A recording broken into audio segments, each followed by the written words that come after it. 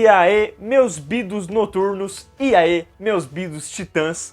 Bom galera, hoje novamente, depois de um curto período, eu estou aqui para falar sobre Asa Noturna, a fase do personagem que tem sido tão aclamada, a fase do personagem que eu tenho elogiado tanto aqui no canal, e que hoje eu estou aqui para falar sobre mais um volume. Dessa vez eu corri de verdade, né, porque, bom, eu acabei fazendo uma compra antecipada pela Panini, então o volume quando estreou chegou pra mim, aí eu já desisti de ler e falei, opa, já vou embalar aqui no canal, e enfim. Valeu a pena? Valeu! Está valendo acompanhar essa fase do Asa Noturna? Cara, eu acho que a resposta é meio óbvia, mas enfim. Bora lá que eu tenho algumas coisinhas novamente para dizer sobre o 6º volume de Asa Noturna. Sei como é ruim quando as pessoas te chamam de aberração, mas você vai descobrir que ser diferente te torna especial. Super-heróis são diferentes, e é isso que nos torna quem somos. Após consagrar os Titãs como os novos protetores de Blüdhaven, a equipe precisa lidar com uma caça demoníaca por uma criança que teve a sua alma vendida sem permissão, indicando uma preparação para a nova fase do time. Pois o autor Tom Taylor está atrelado tanto à fase de Dick Grayson quanto do time que o herói participa. Então aqui ele já nos dá uma boa ideia de como vai manusear a equipe trabalhando junto, sabendo muito bem quando cada um deve aparecer e ter o seu momento. Mesmo que o Asa ainda seja o protagonista, há um foco na Ravenna que fica claro não só a preparação do autor em trabalhar com outros personagens além daquele que ele mais conhece, mas também iniciar um arco que aos poucos pode abalar as estruturas dos Titãs de um jeito ou de outro. Ainda assim, ele consegue deixar tudo muito divertido de se acompanhar, estabelecendo um ótimo relacionamento entre os personagens, seus trejeitos e um modo totalmente funcional de como se trabalhar em grupo. Fica a sensação de que os personagens nunca deixaram de trabalhar juntos, desde que eram crianças, e que são uma família bem mais unida do que já se esperava. Além disso, o desenhista Bruno Redondo vem novamente para demonstrar seu lado artístico, tornando essa fase um clássico e algo diferente mesmo nas edições mais simples. Dessa vez, nos levando a imergir pelos olhos do Asa Noturna e compreender como funciona a sua vida, acordando ao lado da ruiva mais linda da DC, viajando pelos arranha-céus como se pudéssemos voar e ficando totalmente perdido ao sofrer um ataque sem chance de ser impedido.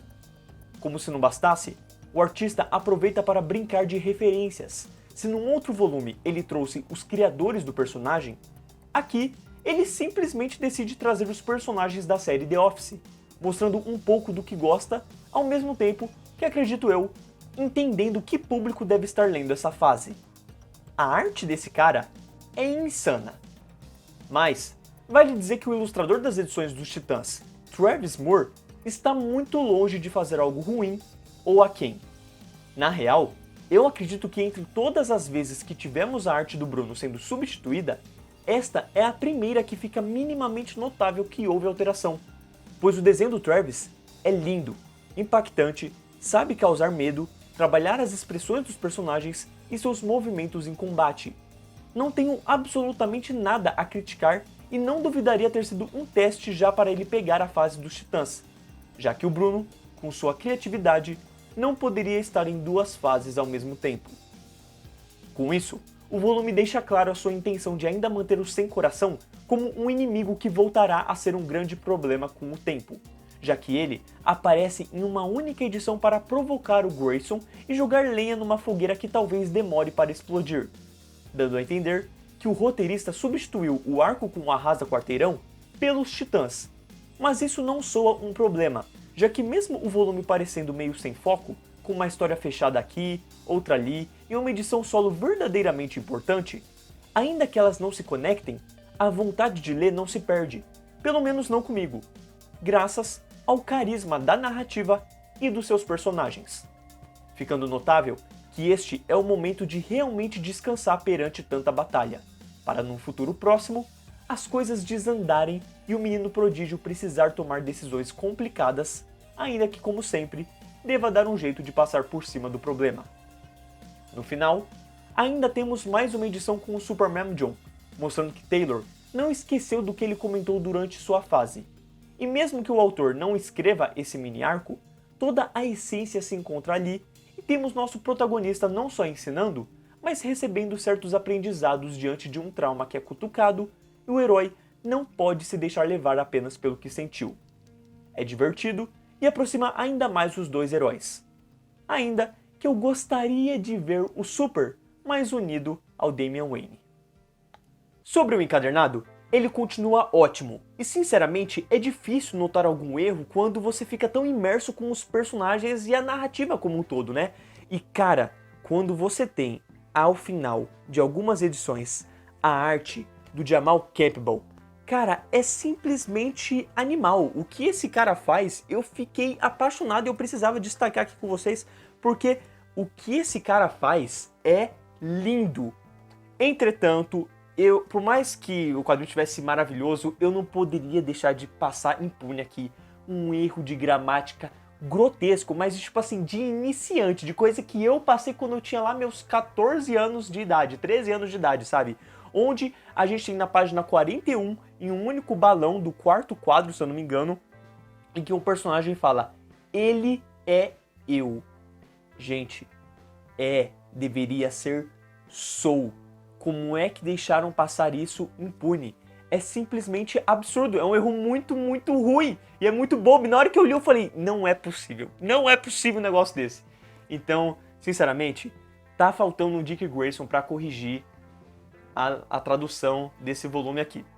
E por isso, Asa Noturna, a Ascensão do Submundo, nos traz mais uma aventura divertida com o primeiro Robin, mas deixa algo ainda melhor com a participação forte dos seus grandes amigos, que unido ao espírito de todo o encadernado, dificilmente não consegue arrancar um sorriso do leitor trazendo lições morais, discutindo a força de vontade que não se pode perder nos piores momentos, a leveza com a qual pode levar certas situações, representando as pessoas diferentes que sempre podem encontrar potencial numa outra área e esclarecendo que ninguém merece sofrer pelas ações maquiavélicas das figuras paternas.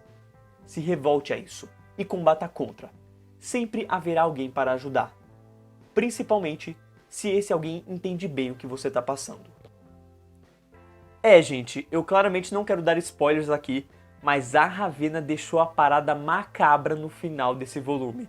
Então eu tô realmente ansioso para ver o que é que eles vão fazer no futuro dos Titãs, com os personagens, com a Ravena também, com o que eles prepararam para a personagem, mas eu gostei bastante, gostei muito de como eles tocaram no assunto, como eles mexeram com ela, como eu acredito que eles podem mexer com os outros personagens, no caso, como o Tom Taylor pode mexer com os outros personagens na fase que ele vier a trabalhar com o time como um todo, que é um time maravilhoso de se acompanhar, e por isso eu tô querendo aproveitar, né, que os Titãs devem ganhar algum volume aí pela Panini, e por enquanto isso não chega, eu quero trazer alguns momentos épicos de fases importantes dos personagens, porque eu já tenho uma edição de quando o George Pérez e o Marv Wolfman começaram com o time, e tenho também a remodelagem que eles sofreram com o Jeff Jones. Então eu quero trazer pro canal pelo menos um review do primeiro volume desses arcos em si, que foram importantes para os personagens, que aliás ganharam um encadernado no selo da DC Eagle Moss, né, que teve toda aquela capa preta e tudo mais. Então enfim, quero aproveitar isso daí, até porque até chegar um novo 7º volume do Asa Noturna, vai demorar, porque eu me adiantei tão bem aqui com o 5º e o 6º que até vi o 7º só no meio do ano. Então enfim, gostei bastante aí e tenho alguns planos de outros volumes para comentar aqui no canal enquanto não tiverem novidades, né, enquanto não vierem edições novas da Marvel, da DC, e até mesmo, né, tô esperando aí Power Rangers, Tartarugas Ninja, não sei o que, não vou entrar muito em detalhes, mas enfim, já fiz a minha parte. Então enfim, agradeço muito aí a quem assistiu, a quem comentou, e a gente se vê no próximo review de HQ. Valeu, falou!